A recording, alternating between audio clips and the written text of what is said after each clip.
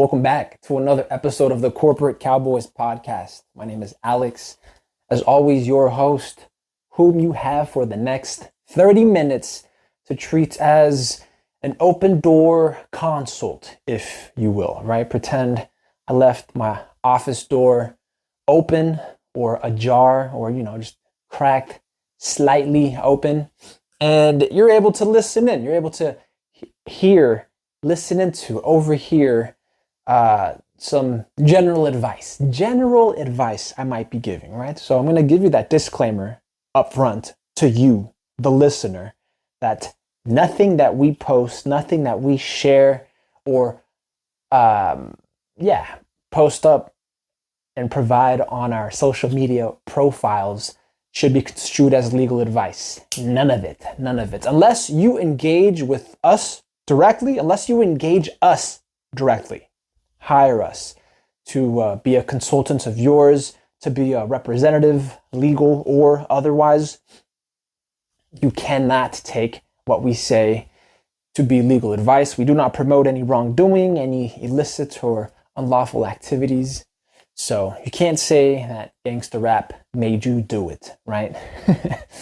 All right, today's question, it's not so much a question, right? A little proof of life first. Proof of life today being Saturday, August 5, 2023, right?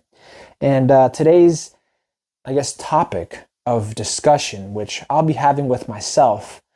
But again, let's pretend, let's imagine that this is an open office hour and somebody's come into the office and they've told me, Alex, this is coming from r/find a path, by the way, r/find a path. And they say, Alex, the two most common pieces of career advice I get are polar opposites. The two most common pieces of career advice I receive are polar opposites. And I would imagine a follow-up, the question to that would be, what's up with that? What's up with the two most popular pieces of career advice given to aspiring professionals or young professionals or old professionals, but anybody can be an aspiring professional, right? What's up with the two most common pieces of advice being complete polar opposites? The body to this reads, it's two quotes. A quote, do what you love and you'll never work a day in your life, end quote. And then it says, or, quote, don't turn what you love into a job or it'll kill your passion, end quote. Okay, I see where they're going with this. So those two quotes, and you could interpret them to be opposites. I mean, me personally, I would need a little bit more context with any piece of advice that you receive, unless the advice is specific. You see, even the advice that I provide or I provide through my colleagues or with my colleagues' advice is going to be generalized. It's very generalized advice. Whether or not I'm contributing to a conversation, it's going to be general until it's contextualized, right? Because when you contextualize something further, that means that you're deriving more information, taking in the factual circumstances into account so that the advice that you give is tailored, is personalized, and it's individualized. It's specific for whomever you're giving it to, whomever you're providing it to, right? Now, we always treat these 30-minute sessions as if we're treating or dealing with or speaking with, interacting with a hypothetical client, right? And this is to provide you a little peek into what it is that we do on a day-to-day basis. But it also helps me develop my approach, my structure and organization, right? A mental template of sorts on how to address a client's issues in real life, right? So we use these hypothetical clients as mini study cases in order to improve our approach in reality, in real life practice, right? So they're asking, or they're saying more than anything, they're saying, do what you love and you'll never work a day in your life. That's one quote. And then the second quote is, don't turn what you love into a job or it'll kill your passion. And they continue, they say, this leaves me feeling very conflicted in choosing a career path. Should I choose what I think is most interesting or what I think has better job prospects?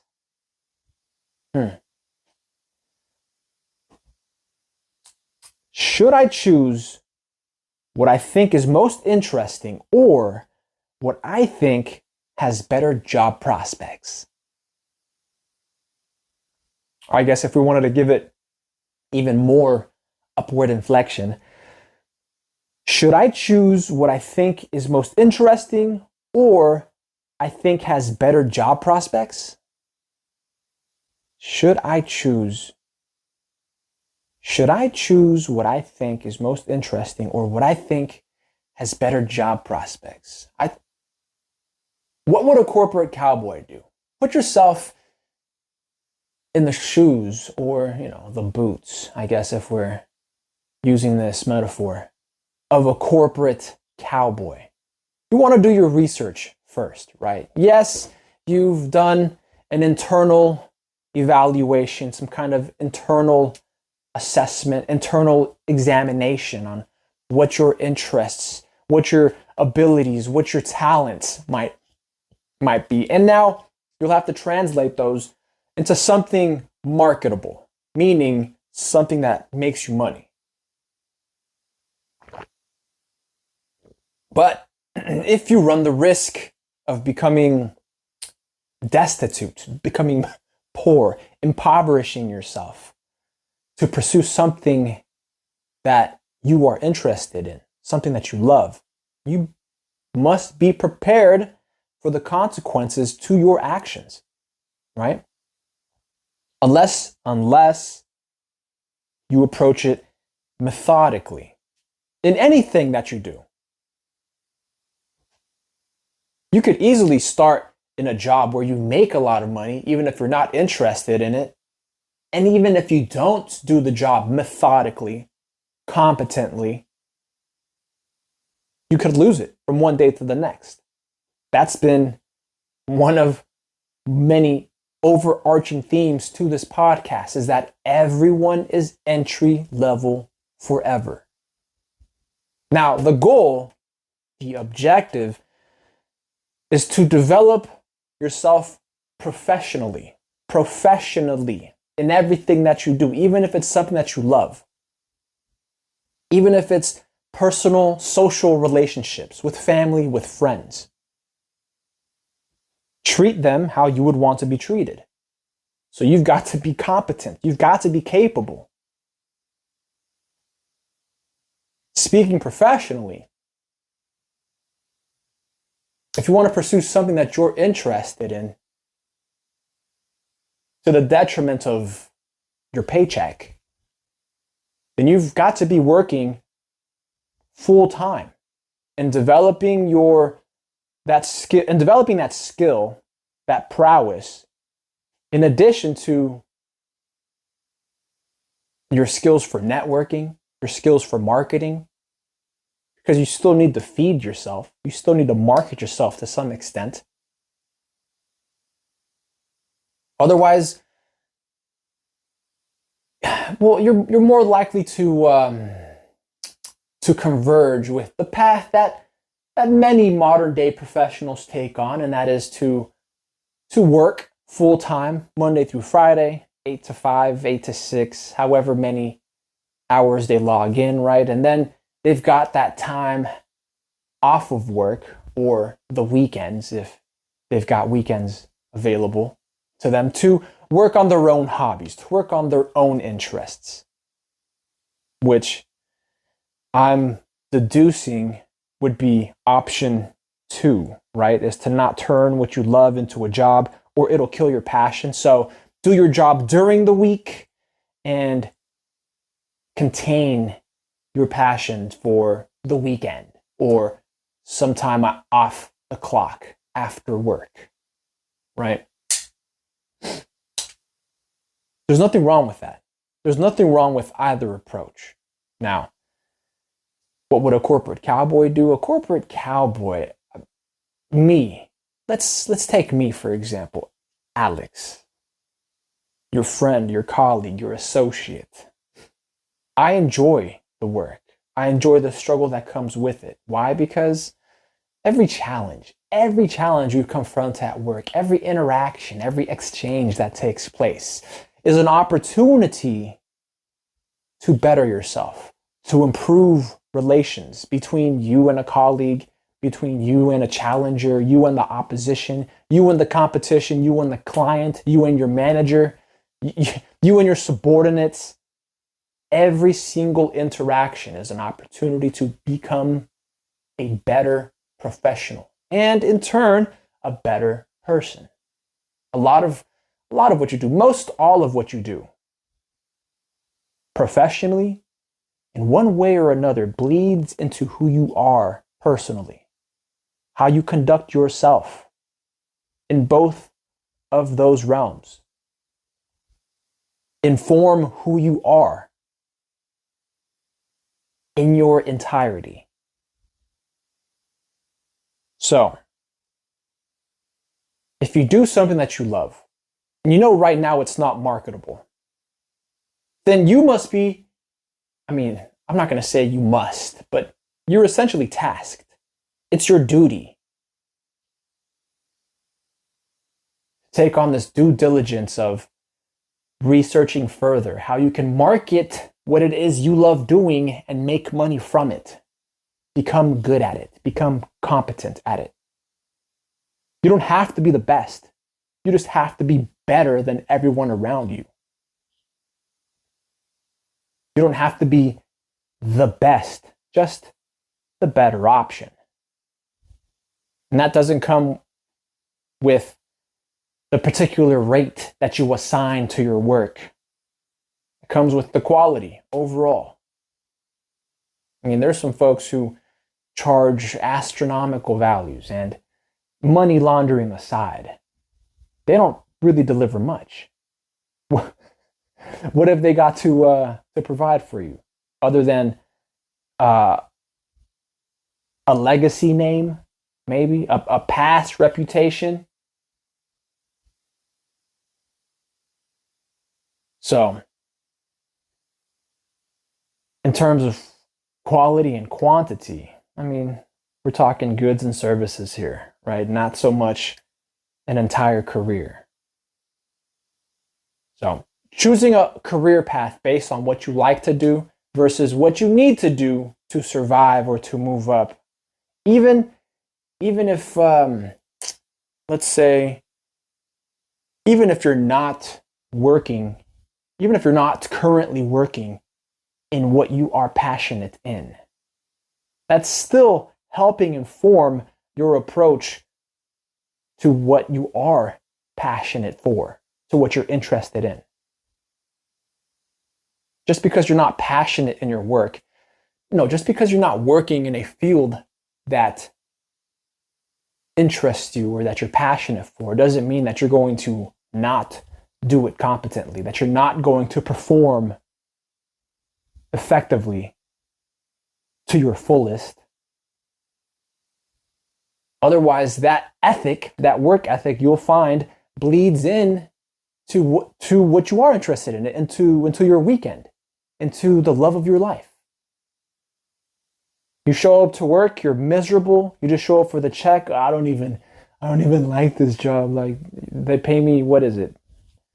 40, 80, 100 grand? Who the fuck knows? I just show up for the work because I have bills to pay and I only live for the weekend. Well, your weekends will be miserable. Why? Because you'll start at just like you may count the hours to the weekend, you'll count the hours during the weekend. And the stress won't stop. You're stressed for the weekend and you're stressed during the weekend, having to do it over and over and over. It essentially never stopped because you never stopped counting the hours that you either have to return to work or that you are working. Just enjoy the work. It's a peculiar mindset. I'll agree it's a peculiar mindset, but you don't have to segment it into those depressing episodes. There's a different way of segmenting your work, of compartmentalizing what it is that you do. I mean, granted, if the overall objective of your whatever company you work for, whatever organization you're a part of, if a key objective of theirs is not honorable, right? If there isn't a sense of dignity that comes with it, whether it's a bullshit job or, I don't know, you work for an institution that is absolutely morally bankrupt or pushing some kind of nefarious, unproductive, regressive, naturally regressive agenda, right? That, I could see why that might be draining, a drain on your soul, a drain on your sense of being, on your sense of existence. But that's not exclusive to any side of the paradigm, any side of the right-left paradigm. It's not exclusive to either side. But being a better professional, I've met some pretty repugnant individuals who are morally bankrupt or who represent sides that are, I would say, verge on the precipice of evil, right? And yet very professional. Very professional.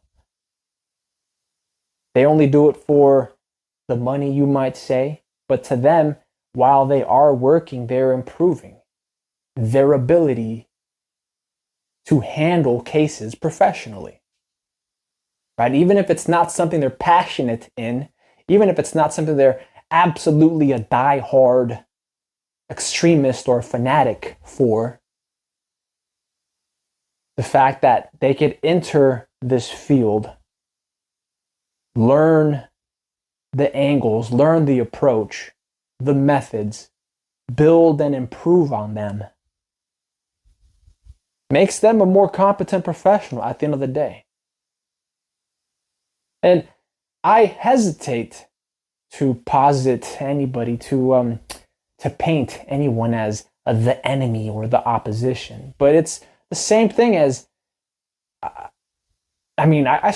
we started this podcast with the idea that corporate cowboys infiltrate corporate and make moves, make money moves, make big moves, right? Even if they don't lead to immediate payouts, we're making moves, we're setting ourselves up. So an individual can enter an organization, can infiltrate an organization, and be a competent professional. Continue improving and developing their professional skill set without holding any of those institutional, organizational values close to their heart. It's not unheard of. It's not unheard of. Granted, there's going to come a time where, push comes to shove or the trumpets sound and they'll have to make a choice. And at that point, well, then you show me someone who doesn't have a passion for the work but stays because I'm just following orders or I got mouths to feed. That's where you pull their bitch card. That's where you find out who they are as humans, who they are as as people, as professionals, as souls, I guess. That's where you find out. That's where you weigh their heart on a scale against the feather type shit.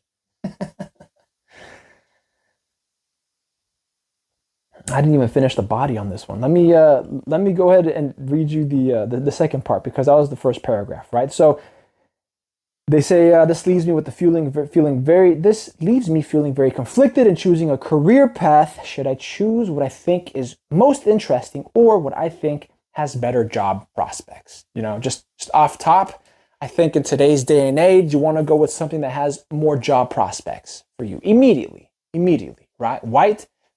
Right, because otherwise, you are stuck doing more work. I think that's just my personal professional belief.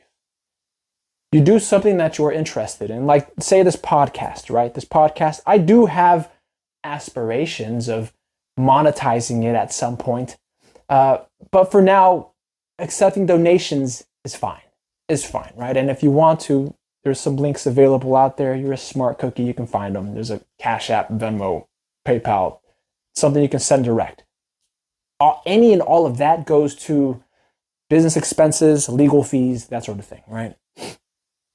That said, if I were to dedicate myself to something like this, let's say this was the only thing that interested me, this is the only thing I aspired to do, then I would have to work even harder to create content of a higher quality, of a much higher quality than what is available out there on average, right? And I would have to do the legwork to either learn or contract out a marketing campaign, right? In order to get exposure, to get visibility out there in the public, for more clicks, for a higher audience, to be able to roll that over in a click count or a view count, and then monetize it further and just make it my own business, make it a business unto itself, right?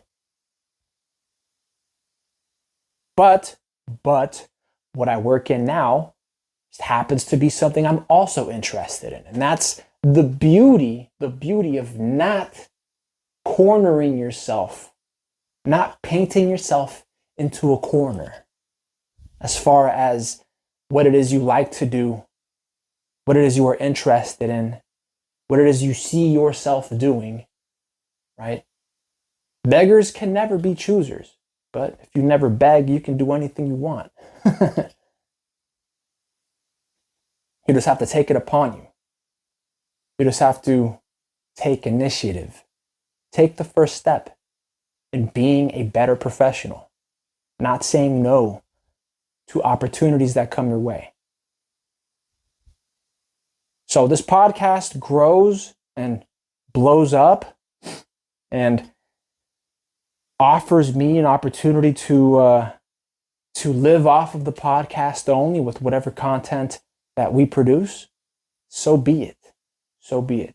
Otherwise, I'm still here, still practicing, I'm still contributing, I'm still giving value to listeners who understand that while they may not have a circle of motherfuckers that they could meet with on the regular and talk about these issues that take place in corporate, these ideas for making moves on their path to a successful, to a fruitful career, and then they can join us. They can listen in.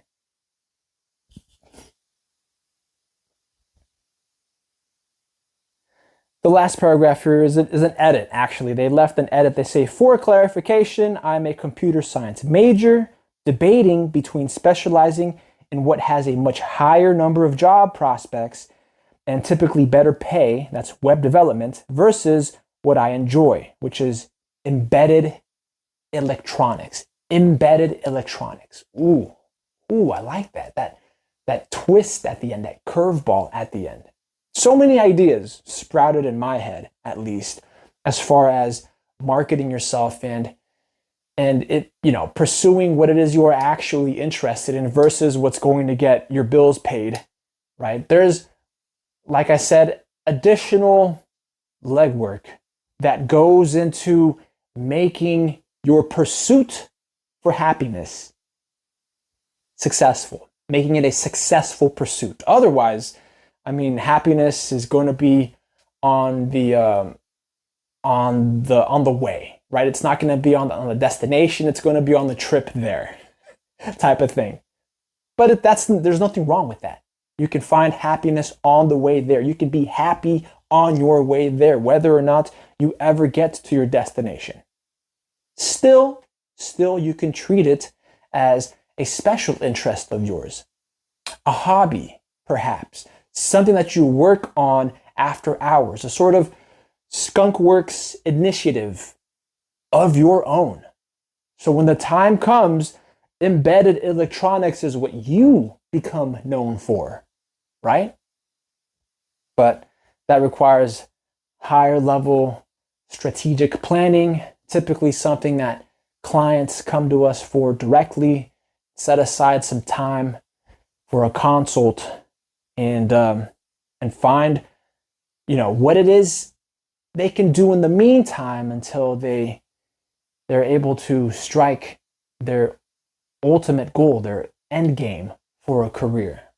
And if that means business consulting, legal consulting, some type of patent or a copyright, a trademark, to later on be able to license to an industry, even through embedded electronics, if you will, if that's what you want, then so be it. But in the meantime, you've got to stack a little bit of paper.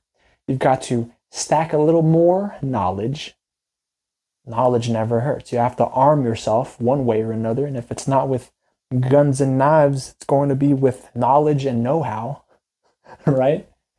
So stack a little bit of paper, stack a little more knowledge, and do not be short on the initiative. Even while you're working at that job that you are only there for the money, right? Are only there because the job prospects were a little better than embedded electronics. Don't show up with a half measure of your potential. Because even while you're there, you're building. You're building yourself personally. You're building yourself first as a professional. And then as you gain a reputation, or as you strive or make moves in a logical and tactful way, either by getting promoted or taking on more responsibility, negotiating your compensation, it is possible for you to introduce by initiative another program within web development, right? Or a tangent to web development, an offshoot of it, and help incorporate your interest for embedded electronics. But you've got to see it. You have to envision it and believe that it's possible. You have to really want it. You have to need it. You have to convince yourself that you need it, if that's how bad you want it. Otherwise, there are going to be two separate spheres of your life. There's going to be your work life, and there's going to be your embedded electronics life, right? So you're going to have to leave your work at work and leave your home at home, when there could be a much more healthy and productive combination of the two. Something fashionable, something lucrative, even if you do it right. What time is it, man? We're about 29, 24. I might as well plug the Instagram. I mean, we're on our way out, so of this episode at least. That's at Corporate Cowboys with a Z. You can find us on Instagram, on the Patreon. So you can subscribe to any number of tiers there and support the cause. Help us buy office supplies and functional paperweights of sorts. And like I mentioned before, Well, we are on Rumble also, so you can find us there. And I mentioned before, if you want to send us something, $1, a million, I don't know. There's a PayPal, Venmo, a Cash App. I'm not sure if we've got a Bitcoin wallet floating around somewhere that we can dedicate. I'll keep you posted. And if you want to write to us or send us some love, that's P.O. Box 3372, Rancho Cordova, California, 95741. Again, that's P.O. Box 3372, Rancho Cordova, California, 95741. Catch you on the flip side. Take care.